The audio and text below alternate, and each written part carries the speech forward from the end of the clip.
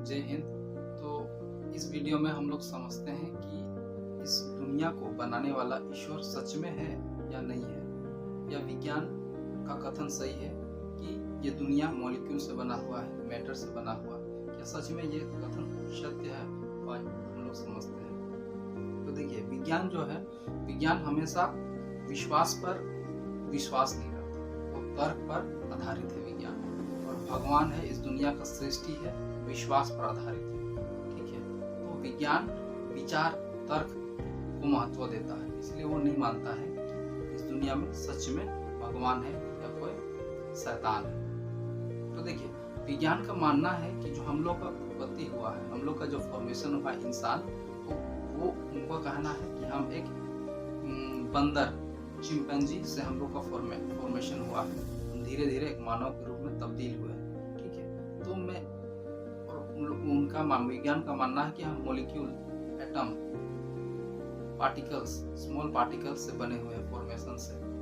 तो विज्ञान का मानना है। तो मैं एक सवाल बस मेरा मन में यही रहता है कि यदि विज्ञान यदि सही है, सपोज मान लीजिए हम बन गए हैं, सपोज मान लीजिए हम फॉर्मेशन से, मॉलिक्यूल से बने हुए हैं, या फिर कुछ भी ऐसा जो केमिकल, कुछ भी ऐसा चीज जो फॉर्मेशन, हमारा जो शरीर का फॉर्मेशन हुआ है, विज्ञान सपोज हम लोग मान भी लेते हैं। ठीक है, तो मान लीजिए हम लोग पौधा, हम लोग देखते हैं कि कहीं भी जो बरसात होता है, हम लोग कभी कभी पौधा नहीं लगाते हैं, लेकिन फिर भी वो उग जाता है। ठीक है, उग जाता है, बड़ा हो जाता है, पेड़ के रूप में एक वो हो जाता है। ठीक है, हम लोग नहीं जानते हैं कि उसको कोई लगाया भी नहीं है, लेकिन वो फिर भी हो गया। उसी प्रकार विज्ञान कहता है कि हम लोग एक फॉर्मेशन है, मॉलिक्यूल से हम लोग बने हुए हैं। तो मैं ये मानता हूँ।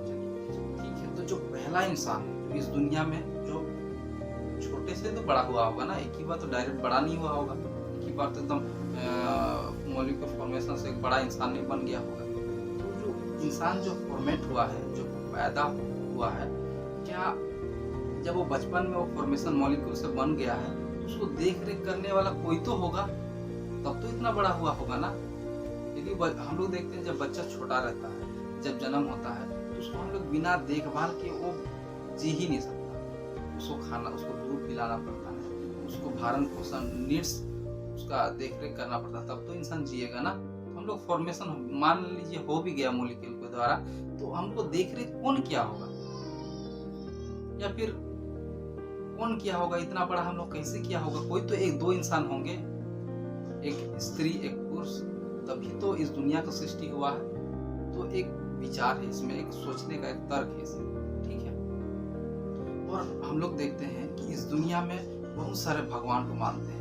कोई ईसाई को मानता है, कोई मुस्लिम को मानता है, कोई हिंदू, अलग अलग सिख, अलग अलग धर्म को मानने वाले लोग हैं, और उसका ड्रेस कोड भी अलग है। जैसे ईसाई हो गया, फादर हो गया, बिशप हो गया, पोप हो गया। इसमें हिंदू का आप देख लीजिए, अलग अलग ड्रेस कोड है। हिंदू वाले जो लाल कलर का उन लोग का एक वो रहता है, एक ड्रेस कोड रहता है, पंडित होते हैं। और मुस्लिम में मुस्लिम होते हैं प्रोफेट, सिख।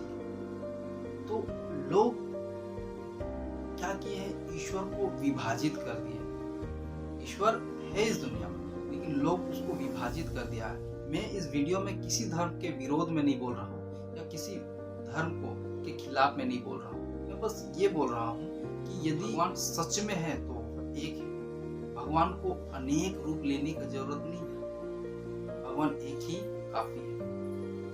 तो लोग इसको विभाजित कर दिए, भगवान को अलग अलग, एक फादर के रूप में, एक पंडित के रूप में, एक सिख के रूप में, लोग इसको विभाजित किए। भगवान तो एक ही है, और भगवान